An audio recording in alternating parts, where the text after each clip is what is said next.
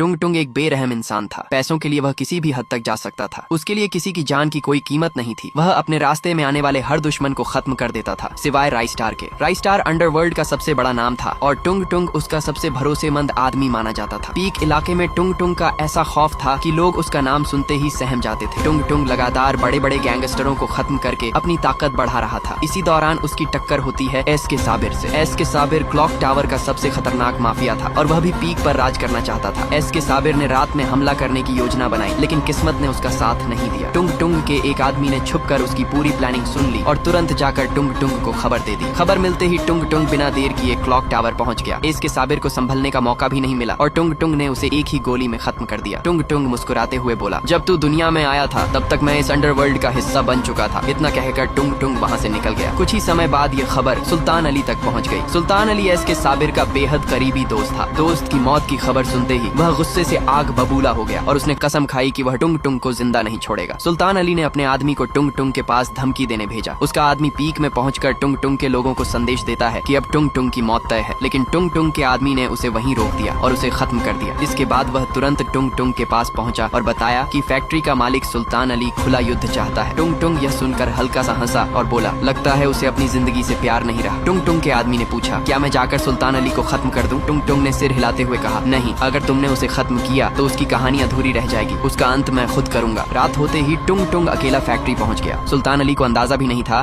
कि उसका आखिरी समय इतना करीब आ चुका है। टुंग टुंग ने उसे खत्म कर दिया और वहाँ से निकलते वक्त सिर्फ इतना कहा, तुम लोग सिर्फ बातें करते हो और मैं काम करके दिखाता हूँ, यही असली फर्क है। उस रात के बाद पूरे देश में टुंग टुंग का नाम डर की पहचान बन गया। लोग उसकी ताकत और उसके फैसलों से कांपने लगे। लेकिन कहानी यहीं खत्म नहीं होती। असली तूफान अभी बाकी है, क्योंकि बहुत जल्द इस कहानी में एंट्री होने वाली है रॉकी भाई की और उसके आने के बाद अंडरवर्ल्ड की दुनिया पूरी तरह बदलने वाली है।